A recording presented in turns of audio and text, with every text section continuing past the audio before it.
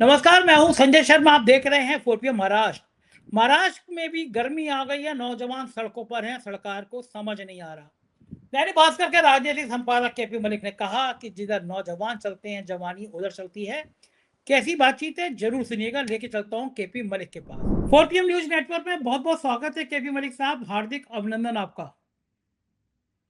बहुत बहुत धन्यवाद संजय जी। आज आप बड़े खुश भी लग रहे हैं, शर्ट भी आपकी अच्छी रहती है हमेशा। लेकिन जिस प्रकार से जैन ने और जिस प्रकार से युवाओं ने करिश्मा किया है, तो आपके हौसले बुलंद नजर आ रहे हैं मुझे कुछ। नहीं, मुझे बुलंद ये है मलिक साहब, मुझे ये लग रहा है कि जब रावण का अहंकार नहीं रहा तो किसी एक विश्व गुरु का अहंकार कैसे रह सकता है। क्या घमंड है कि हम कुछ भी करेंगे और देश मर गया है, देश के लोग बोलेंगे नहीं, इतना अहंकार। अरविंद केजरीवाल के शब्दों में चौथी फेल राजा को इतना घमंड, इतना अहंकार। नौजवानों पे लाठियां बरसा दी, नौजवान पे गोली चलवा दी। जिस समय मैं आपसे बात कर रहा हूँ उससे कुछ देर पहले की जंतर मंतर पे खबर है, फिर वहां पे पथराव हुआ है पुलिस के छात्रों के बीच में। पूरे देश में एक ऐसी क्रांति आ गई है, बंबई हो, लखनऊ हो, बिहार हो, पटना हो। लेकिन मुझे सबसे ज्यादा चिंता मलिक साहब इस बात की हो रही है, ये गोदी मीडिया के एंकर ये पीटे जा रहे हैं। मैं ठीक नहीं मान रहा, कहीं कपड़े फाड़े जा रहे हैं। टाइम्स नाउ के, आज तक के, जी टीवी के इन पत्रकारों को पीटना ठीक नहीं है। लेकिन ये गोदी मीडिया जो नफरत की राजनीति करती हैं, एक शुभंकर मिश्रा है, मैंने पहले भी जिक्र किया था, सेक्सी दवा बेचता है। कह रहा है कि बंसल जी वो कौन सी गोली होती है जिसमें 2.5 मिनट में आती घोड़ा बन जाता है। भाषा देखिए, ऐसा लग रहा था कोई सेक्स शो देख रहा हूं मैं। और वो आदमी खुद को पत्रकार कहता है, हालांकि मैं एंकरों को पत्रकार कहता नहीं, सामने टीपी आती है। क्या कह रहा है वो? कह रहा है कि साहब देखिए अपमान हो गया। कह रहे हैं कुणाल कामरा ने कहा कि राम के सीता के पति का नाम लेके नीता के पति को माल भेज दिया गया, बड़ा अपमान हो गया। पूरा देश देख रहा है कि सीता के पति भगवान राम की तुमने बाट लगा दी। तुम चोर हो, चंदा चोर हो। तुम मंदिर निर्माण में चोरी कर रहे हो, तुम चंदे में चोरी कर रहे हो, माल दे रहे हो नीता के पति को। इसमें कौन सा गुनाह हो गया? और कह रहा है कि अल्लाह नाम बचेगा, ये नारा लग रहा है। अरे भैया वो तो फैज अहमद फैज की कविता थी, पाकिस्तान में क्रांति की कविता थी। ऐसे ऐसे एंकर तो सेक्स की दवा बेच रहे होंगे और फिर वो आके क्रांति की बात करेंगे, तो फिर जनता तो फिर कुछ ना कुछ हिसाब करेगी ना। मैं हिंसा का मैं फिर पक्षधर नहीं हूं, लेकिन जो पिट रहे हैं लोग, माइक छुपा दे रहे हैं अपना पब्लिक को देखकर। हम लोग तो जाते हैं, हमारा सम्मान होता है, लोग सेल्फी खिंचाते हैं। क्या जनता इसी दिन का इंतजार कर रही थी कि गोदी मीडिया के एंकर एंकरियों को ठीक किया जाए? आप दिल्ली के सीनियर जर्नलिस्ट हैं, 25 साल से आप मीडिया कवर कर रहे हैं, पार्लियामेंट कर रहे हैं, सम्मान है देश भर में आपका। ये एंकर नहीं करें क्या? मालिक माल कमा रहा है, अंबानी अडानी की चैनल माल कमा रहे हैं, बेचारे पिट रहे हैं। क्या होगा? मुझे बड़ी चिंता हो रही है। कभी मलिक साहब आप बताइए कुछ। देखिए संजय जी, आपने दो चीजें अभी कही हैं कि जिस प्रकार से ये जंतर मंतर पे आंदोलन चल रहा है, इसमें कई सारी संजय जी चीजें ऐतिहासिक हुई हैं मेरे हिसाब से। कई सारी ऐतिहासिक अलग अलग एंगल पे हुई है, और वो कई इसलिए है कि आप मुझे बल्कि याद भी दिलाना। गांधी परिवार में भी जो है, मैं कई सारी ऐतिहासिक चीजें देख रहा हूं कि गांधी परिवार का कोई सदस्य, पुलिस उसको घसीट रही है और गांधी परिवार का कोई सदस्य नारे लगा रहा है बस में गिरफ्तारी के दौरान। आपने प्रियंका के नारे सुने होंगे, इस पे बाद में बात करूंगा। लेकिन आप ये देखिए कि ये कितना दुर्भाग्य पत्रकारों के लिए है। मैं संजय जी आज आपको बताऊं कि जब मैं पढ़ता था 12th क्लास में, तो मैं देखता था कि किसी प्रोग्राम में, किसी कहीं फंक्शन में, किसी रैली में, किसी आंदोलन में एक पत्रकार का कितना सम्मान होता था। और हमारे यहाँ संजय जी क्या हुआ कि जब हम कॉलेज में था, मैं उस टाइम पर, हमारे यहाँ किसान आंदोलन महेंद्र सिंह टिकैत ने 86 में शुरू हुआ था। तो वहां पे कई बार पीएम भी आए, सीएम भी आए, तो मीडिया आता था दिल्ली से। और उस दौरान दिल्ली में बीबीसी की टीमें आती थी या दूरदर्शन की टीम आती थी, या फिर वो जैसे विनोद दुआ का परख एक प्रोग्राम होता था, उस तरह की उनकी निजी चैनलों की टीमें आती थी। दूरदर्शन पे उनका प्रोग्राम चलता था, बाकी चैनल तो थे नहीं। तो जब वो लोग आते थे तो गांव वाले लोग उनका कितना सम्मान करते थे, और ये कोशिश करते थे कि ये हमारे घर पे खाना खाएं, ये हमारे यहाँ बैठ जाए तो हमारी इज्जत भी गांव में बढ़ जाए। तो मेरे मन में वहां से पैदा हो गया कि यार पत्रकार बनना चाहिए, हमें दूरदर्शन की इस टीम में होना चाहिए। और वही ललक, वही खसक मुझे दूरदर्शन ले आई संजय जी। और मैं भगवान की कृपा से 92 में दूरदर्शन के लिए काम करने लगा। और जब दूरदर्शन पे पट्टी चलती थी और कहीं हमारा नाम आ जाता था, और जब मैं दूरदर्शन के कवरेज में कवरेज कोई और ले रहा था दूसरा, और मैं पीछे चला गया एक नेता के पीछे, बाइट चल रही थी पार्लियामेंट में, और वो पार्लियामेंट की बाइट जब हमारे गांव में देखी, गांव प्रधान ने हमारे पिताजी को कहा, तुम्हारा लड़का तो यार पार्लियामेंट में उस मंत्री के पीछे खड़ा हुआ देखा मैंने, ये तो बड़ा आदमी हो गया। तो उस ललक को देखते हुए हम आज यहाँ पहुंचे हैं। मैंने बहुत लंबे समय तक दूरदर्शन के लिए किया, और मैंने ये सारे जो चैनल हैं इनको पैदा होते हुए देखा है संजय जी। दूरदर्शन के बाद जब टीवी 18 कंपनी बनी राघव बहल की, और एनडीटीवी कंपनी बनी प्रणव रॉय की, मैंने उस दौरान से देखा जब इसमें 4-4 5-5 लोग होते थे और हम पार्लियामेंट कवर करते थे, और हम कहीं भी हमने सबको बनते देखा है, चाहे वो जी न्यूज हो चाहे बाकी चीज हो। किस प्रकार का सम्मान होता था अगर किसी केंद्रीय मंत्री के घर पे हम लोग उसका इंटरव्यू करने चले जाएं, तो वहां स्वागत होता था, और ड्राइंग रूम छोड़ दिया जाता था कि अपने हिसाब से सेट कर लीजिए, और उनके ड्राइंग रूम की हालत बिगाड़ देते थे हम लोग। और आज ये हालत हो गई है पत्रकारों की। मैं 2010 में टीवी छोड़ दिया था संजय जी, क्योंकि अंत हो आज पत्रकार जो है एक मोबाइल कैमरा लिए हुए मंत्री के गेट के बाहर भिखारी की तरह खड़ा रहता है, और नेता हिकारत भरी नजरों से उसको डांटते हुए निकल जाता है। और कोई बड़ा नेता हो, कोई बड़ा सम्मानित नेता हो, शरद पवार हो, ममता बनर्जी हो, लालू यादव हो, कोई पुराना हो, या सोनिया गांधी हो, राहुल गांधी तक भी हो, कभी हो, आजकल तो छुटवैया नेता और जो बदतमीज नेता है भारतीय जनता पार्टी के, उनका रुतबा आप देखिए। तो ऐसे में आप पत्रकारिता करेंगे, लेकिन ये वहां भी चाटुकारिता कर रहे हैं। जब ये चाटुकारिता करेंगे, जब ये गोदी मीडिया बनेंगे, जब ये बेशर्मी दिखाएंगे, जिनका आपने लंबी चौड़ी अभी परिभाषा बताई है, जब इस तरह के लोग पत्रकार बन जाएंगे, तो संजय जी फिर तो यही होगा जो आज हो रहा है। वो जमाना छोड़ दीजिए कि जब पत्रकारों का सम्मान होता था, लोग कुर्सी खाली कर देते थे अगर किसी प्रोग्राम में, किसी रैली में कह रहे भाई पत्रकार हैं, बहुत वरिष्ठ पत्रकार हैं, इनका अपना एक सम्मान है। अब तो पत्रकारों की पिटाई हो रही है। संजय जी कौन जिम्मेदार है इसकी, पत्रकारों की पिटाई की? पत्रकारों की जो हुटिंग हो रही है वहां पे जंतर मंतर पे, और वो बच्चे इतनी हिकारत भरी नजरों से इनको देख रहे हैं। और एक लड़की के तो आपने देखा होगा, एक का तो माइक छीन के फेंक दिया, और ये कह दिया अब तुम यहाँ पे आए हो गोदी मीडिया, नारे लग रहे हैं। और ये दिल्ली में सम्मानित पढ़े लिखे बच्चे हैं, ये इसलिए इतना हो भी रहा है। अगर किसानों के आंदोलन में ये लोग फंस जाएं, किसी गांव के मामले में फंस जाएं, वहां तो पिट के आएंगे। वहां तो आपकी लोकप्रियता, जो लोकप्रिय एंकर है आज तक की, कई जगह आपने देखा होगा 2024 के चुनाव में घेर लिया गया था, हेलीकॉप्टर भी घेर लिया गया था, वो भी आपको याद नाम होगा। नाम नाम मत लीजिएगा उनका, क्योंकि एक मुकदमा उन्होंने खाम सर खत्म कर रखा है मुझ पे, फिर दूसरा मुकदमा कर देंगी। चलो कल मैं कल बता को दे रहा फिर हूँ, आप बात कर रहे हैं, कल परम फिर आदरणीय मुकदमा हो अंजना जाएगा। अंजना ओम कश्यप जी की। पता है, मैं इतना खुश हुआ, लंबा चौड़ा मुझ पे मुकदमा किया मानहानि का, हाँ, और मेरे को मानहानि का कोई मुकदमा आता है ना तो मेरे बल्ले बल्ले हो जाती है। वो काम्बोज साहब है, उन्होंने 1000 करोड़ का देखा, मेरा ब्लड प्रेशर बिल्कुल बल्ले बल्ले हो गया। मेरे वकील ने हाँ, इतना वो बढ़िया जवाब दिया, मेरे तो 1 रुपए खर्च भी नहीं होते हैं। हैदर भाई से लेके कपिल सिब्बल तक कोई मुझसे 1 रुपए भी नहीं लेता है। मैंने कहा चलो हाँ, लड़ाई का मजा आएगा। तो अंजना ओम कश्यप जी अब जो है वो कंप्रोमाइज करना चाह रही है कि अब ये 4, उनका वकील कह रहा है 4 ट्वीट कर दो। मैंने कहा भाई 1 ट्वीट नहीं होगा, जहां मुकदमा करना हाँ, लड़ ले भाई, हाई कोर्ट लड़ ले, सुप्रीम कोर्ट लड़ ले, पूरा आज तक लड़ ले आके। लड़ने के तो मास्टर हैं हम, तो जगह से आते हैं, लड़ाई हमारे खून में है। तो मैं ये कह रहा था कि ये जो मोहतरमा का आपने नाम लिया, जो खुद ही एक दिन लाइव कह रही थी अंजना ओम मोदी, अब तुम जो लाइव ही कह रही हो अंजना ओम मोदी, तो इसमें मैं क्या कर लूंगा बताओ? पूरा देश तुम्हें अंजना ओम मोदी कह रहा है, तो फिर मैं क्या उखेड़ लूंगा भाई? तुमने अपनी फजीयत कराई खुद ऐसी है। अभी भी छात्रों को बता रही हैं कि ये पुलिस वाला घायल हो गया, ये गाड़ी चला दी गई। ये नहीं ये नहीं कह रही वो पुलिस वाला कौन था जो किसी लड़की के पीछे से डंडा गलत जगह लगा रहा था, वो पुलिस वाले कौन थे जो सादा वर्दी में मार रहे थे, नेम प्लेट क्यों नहीं थी, ऐसे सवाल नहीं कहते। अब अगर इतना बेशर्मी भरा मीडिया का नंगा नाच करोगे, तो छात्रों नौजवानों को एक टाइम में किसानों को खालिस्तानी, किसानों को आतंकवादी, अब कह रहे हैं नेपाल का प्रेरणा ले रहे हैं। अजीब हाल है मीडिया का। लेकिन मलिक साहब, बिहार में भारतीय जनता पार्टी के विधायक को भी दौड़ा नहीं रही जनता। ये आंदोलन खड़ा हो गया पूरे देश में, सरकार की क्या इंटेलिजेंस चूक थी? सरकार समझ नहीं पाई।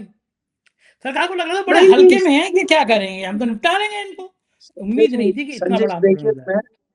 संजय जी आप ये देखिए, हम और आप कितने दिन से चर्चा करते हैं, और मैं आपको एक चीज दावे के साथ कह रहा हूं, और हनुमान बेनीवाल ने कल पार्लियामेंट में एक बाइट में कह भी दिया है कि जिस प्रकार से हम बॉडी लैंग्वेज देख रहे हैं धर्मेंद्र प्रधान की, वो दया के पात्र हैं। उनकी बॉडी लैंग्वेज बता रही है और उनका रुतबा बता रहा है कि भैया वो छोड़ के जाएं, वो बहुत परेशान है। उन आप ये बताइए, अगर एमएलए को दौड़ा रही है पब्लिक, अगर उनको ये कह दे कोई, एक रूमर चल जाए जंतर मंतर पे कि ये जो गाड़ी जा रही है इसमें धर्मेंद्र प्रधान जी जा रहे हैं, तो क्या हाल उस गाड़ी का होगा और क्या हाल अंदर बैठे व्यक्ति का होगा, आप इमेजिन करिए। तो इतना बुरा हाल इन लोगों का जनता में है। आप जो वो लगातार डायलॉग बोलते हैं, जब आपका समय खराब आता है ना, तो ऊँट पे ऊँट बैठे पे होकर बैठे कुत्ता काट आदमी लेता है। कुत्ता काट लेता है, ठीक तो बात आप है। ये देख लीजिए, अभी मैं जो खबर दे रहा हूं आपको, आपने कहा कि भाई मैं थोड़ी देर बाद करूंगा, मुझे आपसे अभी 2 मिनट पहले एक फोन आया है नागपुर से। अब मैं हालांकि इस बात को बहुत सीरियसली ले रहा, लेकिन चैनल पे कहने में मुझे नहीं लगता कोई पहले आपको बधाई बहुत-बहुत कि नागपुर से फ़ोन आया है आपको। नागपुर से फ़ोन आता है, विश्व गुरु को आता है या आपको आता है? नहीं, नागपुर से हमें ये फोन आया हमारे दोस्त का कि भैया खबर ये है कि धर्मेंद्र प्रधान जी ने ये कह दिया है, जैसे चंपत राय जी ने कह दिया था कि हम तो डूबेंगे सनम, आपको भी ले डूबेंगे। तो सीधी सीधी धमकी धर्मेंद्र प्रधान ने भी दे दी है कि अगर मुझे हटाया गया तो फिर ये जो है कई सारी सीढ़ियां गिरेंगी, अगर एक सीढ़ी का डंडा टूटेगा तो कई डंडे धड़ाधड़ धड़ाधड़ टूटेंगे, और उसमें किसका क्या टूट जाए, क्योंकि कई बार बड़े वाला भी टूट जाएगा। भाई जब नीचे के डंडे टूट जाएंगे तो बड़े वाला कैसे बचेगा। तो इसलिए इनको अब समझ नहीं आ रहा है, ये अंदर से भी गिर गए, बाहर से भी गिर गए। भाई मैंने आपको जैसा जिक्र किया कि राहुल गांधी का ऐसा रूप क्या आपने देखा है क्या? राहुल गांधी तो बीच में कह रहे थे विदेश चले गए, राहुल गांधी को ढूंढिए, राहुल गांधी लापता हैं। बीजेपी वाले कह रहे थे राहुल गांधी जंतर मंतर क्यों नहीं जा रहे, राहुल गांधी क्यों नहीं उठा रहे। ये राहुल गांधी के पीछे पड़ रहे थे। किसी गोदी एंकर ने ये नहीं कहा कि भाई कि सरकार का कोई मंत्री क्यों नहीं वार्तालाप करने जंतर मंतर में जा रहा। राहुल गांधी को बता रहे थे, लो चला गया राहुल गांधी। तो राहुल और गांधी फिर दो जंतर मंतर। प्रियंका गांधी पसीने से तर-बतर, वो कुर्ता पूरा पसीने भीगा हुआ, नारे लगा रही थी। प्रियंका गांधी के संजय जी नारे आ रहे, मैं सुन के ऐसा मैं लग रहा है वही कि बिल्कुल स्टूडेंट लीडर है वो। कह रहा हूं, आप देखिए कि बस के दरवाजे पे लटकी हुई है और नारे लगा रही है। क्या गांधी परिवार में ऐसा आप सोच सकते हैं? मुझे लग रहा है कि गांधी परिवार में सर्वाधिक एमपी है आज की डेट में। तीनों एक साथ शायद एमपी नहीं बने हैं पिछले, मुझे याद नहीं आता कि गांधी परिवार में इतने एमपी एक साथ हों।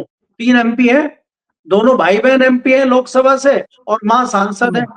और आपको पता ही होगा कि सोनिया गांधी भी पहुंच गई थी तुगलक रोड थाने कि भाई हमारे थाने सांसद पर। यहाँ तो थाने में वो बंद कर दिए थे। आपको याद होगा कि प्रधानमंत्री के यहाँ जब धरना शुरू हुआ और समझ नहीं आया पुलिस को, तो जो सांसद लाइन में लगे हुए थे, क्योंकि वहां जाम लग गया, और जो गाड़ियों में बैठे हुए थे उनको उतार उतार के बंद कर दिया सांसदों को, बाकी को तो छोड़ दीजिए। लेकिन आप ये देखिए कि ये जो छदम युद्ध चल रहा है दिल्ली में, ये जो गोरिल्ला युद्ध छात्रों ने शुरू किया, छात्रों ने जिस प्रकार पुलिस की प्रशासन की रेल बनाई संजय जी, मैंने कभी नहीं देखा। क्योंकि हमारे प्रेस क्लब के सामने इन्होंने बैरियर लगा दिया कि भाई जंतर मंतर से आएंगे तो बैरियर लगा दो, तो वो संसद मार्ग से पहुंच गए। संसद मार्ग पे रोका, वो रफी मार्ग से पहुंच गए। तो आप पुलिस की हालत देखिए, और पार्लियामेंट तक पहुंचना ये बहुत बड़ी बात है।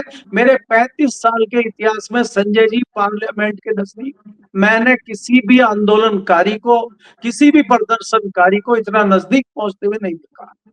दूसरी बात आप ये देखिए, उसी पैतरे पे रणनीति देखिए आप राहुल गांधी की, कि ये कहा गया कि भाई विजय चौक पे जो है हम प्रदर्शन कर सकते हैं, तो सारा पुलिस प्रशासन विजय चौक पे पहुंच गया और वहां बैरियर लगा के बैठे राहुल गांधी का, कांग्रेस के सांसदों का इंतजार हो रहा है। और कांग्रेस के सांसद कह रहे हैं कि भाई वो आज खड़गे जी का जन्मदिन है, चलिए उनके घर पे जन्मदिन मनाते हैं। और जन्मदिन पे खड़गे ने कहा कि भाई मैं तो जन्मदिन मनाऊंगा नहीं, बच्चों के ऊपर लाठियां पड़ रही, तुम मेरा जन्मदिन मनाओ। बोला नहीं हम मनाएंगे।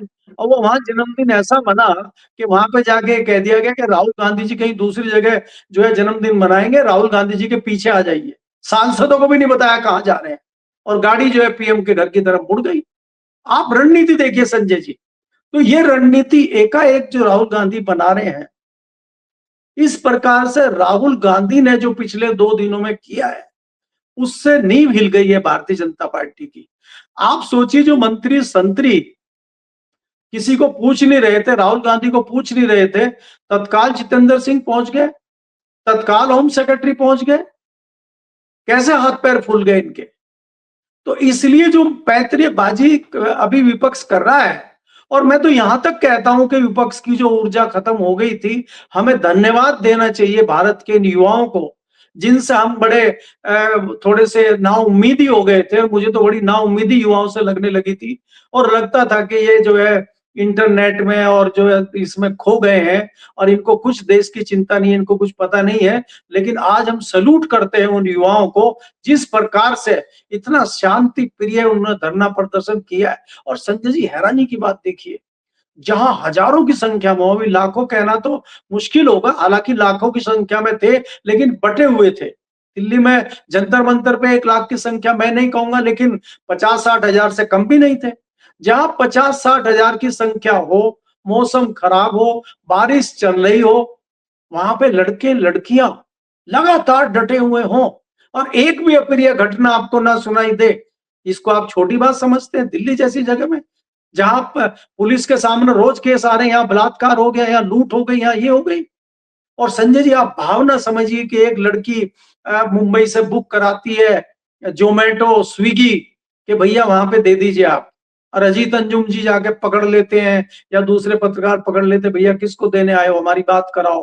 तो पता चला मुंबई की किसी लड़की ने खाना भेजा है कि कल मैंने चाय भेजी थी, आज मैंने खाना भेजा, मैं तो इतना ही कर सकती हूँ, अब दिल्ली से, मुंबई से दिल्ली तो मैं नहीं आ सकती, लेकिन मैं इस तरह की अपनी जो है हाजिरी लगाना चाहती हूँ। तो जब इस तरह की भावनाएं जुड़ी हुई हैं, संजय जी, मेरी बेटी 21 साल की है, और वो ये कह रही है कि पापा आप जो बोलते हो, पहले हम बड़ा गुस्सा होते थे, मेरा बेटा भी गुस्सा होता था, मेरी पत्नी भी कहती थी तुम्हारा दिमाग खराब है, सरकार के खिलाफ इतना बोलते हैं, अब सब सैल्यूट कर रहे हैं मुझे। और मेरी बेटी कह रही मैं जंतर मंतर पे जाऊंगी। मैंने कहा बेटा वहां पे कुछ चोट चाट लग जाए। बोला कोई बात नहीं, चोट लग गई तो दूसरे बच्चे भी तो गए। 3 दिन से हाँ, लगातार जा रही है संजय जी, रोकने के बावजूद। मैंने बेटे को भेजा, कल भी गया, आज भी गया।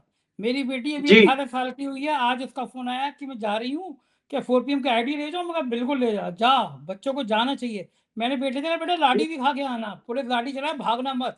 ये वो दौर है जब इतिहास लिखा जाएगा तो लिखा जाएगा कौन नौजवान इस क्रांति में शामिल नहीं हुआ। इस सरकार को, अहंकारी सरकार को जवाब देना चाहिए, जो अहंकार में उसको जवाब देना चाहिए, चाहे उसकी कुर्बानी कितनी भी बड़ी हो। तो मैंने अपने दोनों बच्चों से, बेटे बेटी से कहा जाओ, बिल्कुल जाओ। और बहुत अच्छी बात है, नहीं संजय नौजवानों जी, को इसके शामिल होना चाहिए इसके देश के। अलावा इसके अलावा संजय जी उन बच्चों की हिम्मत देखिए। और सही कई बात है। बच्चे ऐसे हैं जो 18 साल से नीचे हैं, 18 साल से नीचे, वो पुलिस से पुलिस सवाल ऑफिसर। पूछ रहे हैं। एक लड़के का वीडियो देखिए जो इतिहास बन चुका है, वो कह रहा मारो मुझे, आओ मुझे मारो सर, सर मारो मारो हाँ। मुझे। आप सोचिए, उसने महात्मा गांधी के उस मामले को जिंदा कर दिया, जिसमें कहता, महात्मा गांधी कहते हैं कि ये गाल पे कोई थप्पड़ मार रहा तो दूसरा गाल भी कर दो। तो उस बात को जिंदा कर दिया इस युवा ने, और ये इतिहास बना दिया। और नजरें झुक गई पुलिस वालों की, इतना शर्मिंदा कर दिया इन बच्चों ने पुलिस वालों को, लेडीज पुलिस को कर दिया कि आपके घर में बच्चे नहीं है, किसके लिए हम लड़ रहे हैं? हम किसी क्या सियासी दल से आते हैं? हमारी राजनीतिक पार्टी है, हम क्या सत्ता के लिए लड़ रहे हैं? हम एजुकेशन के लिए लड़ रहे हैं भाई। और आपके, अगर आपके बच्चे कल को आएंगे इसी जगह पे जहां जमे, तो आपको कैसा लगेगा? संजय जी, कई लोग बड़े शर्मिंदा थे। और आपको पता है, आज एक पत्रकार ने सवाल पूछा राहुल गांधी से कि जब पुलिस आपको घसीट रही थी, दिल्ली पुलिस, तो तब आपको कैसा लग रहा था और आपको कैसा लगा? तो राहुल गांधी ने कहा, खैर लगा तो मुझे खराब जब दिल्ली पुलिस के जवानों ने मुझे घसीटा, लेकिन मेरे कान में ये कहा कि सर मैं राजस्थान से हूँ, इनको हटाना जरूरी है सर। बोला मेरे कान में ये कहा। अब मुझे घसीट भी रहे हैं और ये कह रहे हैं कि इनको हटाना जरूरी है। अब आप उनकी मजबूरी यही फील समझिए है, कि भाई यही फील है, ये, यही ये वो भावना है, उनकी ड्यूटी है और ये उनकी फीलिंग है, तो आप यही समझ भावना लीजिए। है। संजय जी, अगर दिल्ली पुलिस के अंदर ये भावना ना हो तो ये युवा कभी नहीं पहुंच सकते थे पार्लियामेंट के करीब तक। जी। ठीक बात, सहमत हूँ। और मैं तो ये देख रहा हूँ कि अखिलेश यादव ने गजब का भाषण दिया, पार्लियामेंट हिल गई। डिंपल यादव का कल जो एक्ट था, एक माँ की तरह जैसे बच्चों के पास रखती हैं, अखिलेश और डिंपल ने इस नौजवान वाली क्रांति में ऐसी अहम भूमिका अदा कर दी, जो पार्लियामेंट में जम के भाषण दिया, वो गजब है। राहुल गांधी का पूरी कांग्रेस काले कपड़ों में, अखिलेश यादव उनके साथ खड़े हुए। आम केजरीवाल ने कहा हम एम्बुलेंस, मेडिकल फैसिलिटी, कानूनी कार्रवाई, पूरा विपक्ष जिस ऊर्जा के साथ, जिस तेवर के साथ वो उद्धव ठाकरे गए महाराष्ट्र से, मंच पे कहा, संजय राउत गए वहां पे, सरकार चूक गई। सरकार को लग नहीं रहा था कि अब विदाई की बेला आ गई। हमारे जोशी हैं राजीव नारायण जी। शर्मा, उन्होंने 6 महीने पहले कहा था जुलाई के महीने में विदाई हो जाएगी, जुलाई का महीना इतना भारी रहेगा, आंदोलन इतना भयंकर होगा। 6 महीने पहले कहा बंदे ने, वही सब कुछ हो रहा है। क्या लग रहा है, आखिरी सवाल मलिक साहब, क्या लग रहा है कि अब से साहब का झोला उठाने का वक्त आ गया? अब एक बड़े बंगले में साहब क्या मोर को दाना खिलाएंगे? और मोर को दाना खिलाएंगे तो फिर होगा क्या? वनवास होगा, ब्रांडिंग होगी, या साहब विश्व गुरु क्या करेंगे? संजय जी, आप देखिए, आपने जैसे अभी डिंपल यादव का कहा कि डिंपल यादव का ये रूप शायद आपने भी पहली बार देखा होगा। पहली बार देखा। हम बड़ी डिंपल ब्रांड यादव है को ये। बहुत संयम, हाँ, बहुत ही संयम और बहुत ही शालीन महिला, और हमें लगता था थोड़ी शर्मीली है, बहुत ज्यादा बोलती नहीं थी, पार्लियामेंट में भी कभी नहीं देखा। लेकिन जिस प्रकार से आंदोलन में, इसमें कोई दो राय नहीं है कि कांग्रेस से भी आगे समाजवादी पार्टी गई, और वो उधर से उन्होंने मोर्चा निकाला उनके सांसदों के साथ, और उसको लीड कर रही थी डिंपल यादव, धर्मेंद्र यादव पीछे थे। तो उसने एक ऊर्जा उन युवाओं को दी, उन बच्चों को दी। और डिंपल यादव ने जिस प्रकार से मीडिया, वहां पे बहुत अच्छा समय था वो, जो लीड लेते हुए आगे बढ़ी, तो डिंपल यादव का एक नया परसेप्शन लोगों के सामने आया, और डिंपल यादव का एक नया चेहरा लोगों ने देखा। दूसरा, जैसे अखिलेश यादव को गिरफ्तार किया गया, अखिलेश यादव एग्रेसिव होकर आगे बढ़े, तो जैसे लोग कहते थे कि ये तो एसी में बैठ के ट्वीट करते रहते हैं, उस प्रतिभा, उस वो जो क्षमता उनकी थी, वो लोगों को देखने को मिली। उसके बाद जब पुलिस उनको अरेस्ट करके ले जा रही है, और दिल्ली पुलिस ने उनको भी खींचा है, ऐसा नहीं है, दिल्ली पुलिस ने अखिलेश यादव को भी जिस प्रकार से खींचा है, और कहीं ना कहीं ये लगा कि राहुल गांधी की और अखिलेश की केमिस्ट्री दोबारा शुरू होके आई है। नहीं तो बीच में आपने देखा था कि कई दिन ये चला था कि शायद दोनों में कोई कलकी चल रही है, सीटों के बंटवारे को लेके, ये लेके। लेकिन वो चीज जब एक साथ दिखी है, कहीं ना कहीं दोनों को देखते हुए विपक्ष के जो बाकी लोग भी हैं, उसमें एक ऊर्जा आई है, मुझे ऐसा लगता है। और विपक्ष, संजय जी, आपको एग्रेसिव दिखाई दे रहा है 2 दिन से, और यही हालात चलेंगे। सरकार आज बैकफुट पे है, सरकार को बोलते हुए नहीं बन रहा है। आप ये देखिए, यही डर है कि तत्काल जो है नड्डा साहब जो है पहुंच जाते हैं सोनम वांगचुक के साथ अस्पताल में, जंतर मंतर पे बात करने नहीं पहुंचे, उनका हालचाल लेने पहुंच रहे हैं। आप ठीक बात। बच्चों का हालचाल लेने के लिए पहुंच रहे हैं अस्पताल में, नड्डा जी। ये वही नड्डा जी हैं शायद मोदी गवर्नमेंट के, जो नड्डा जी पड्डा जी बने हुए थे और अभी तक इनको समय नहीं मिल रहा था। अब कैसे समय मिल गया आपको? तो ये ताकत है विपक्ष की और युवाओं की कि आज सरकार के कान खड़े हो गए हैं, और सरकार की जो गलतफहमी है वो दूर हो गई है। और आने वाले समय में हो सकता है बहुत जल्दी ही आपके पंडित जी की भविष्यवाणी सच हो जाए, तो इसमें कोई दो राय नहीं। जी।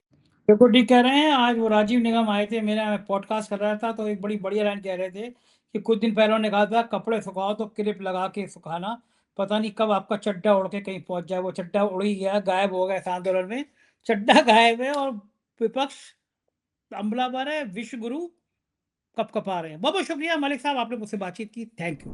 तो ये थे केपी मलिक जी, पूरी बातचीत आपने सुनी और मुझको यकीन है बातचीत पसंद आई होगी। आपके बच्चे हैं तो आप उनको समझाइए, भेजिए इस आंदोलन में। मैंने अपने बच्चे भेजे, मैंने अपने बेटे को भेजा, बेटी जा रही है, क्योंकि बच्चों को समझ में आ जाना चाहिए कि जब नौजवानों पर सत्ता हाथ डालती है तो उसका अंजाम क्या होता है। जब नौजवान सड़क पर आते हैं तो 70 और 80 साल की ये बुजुर्ग जो बुढ़ापे में भी देश को लूटने का काम कर रहे हैं, उनकी जान कैसे निकलती है। आप क्या सोचते हैं मुझे जरूर बताइएगा, मुझे आपकी राय का इंतजार रहेगा। शुक्रिया, थैंक यू।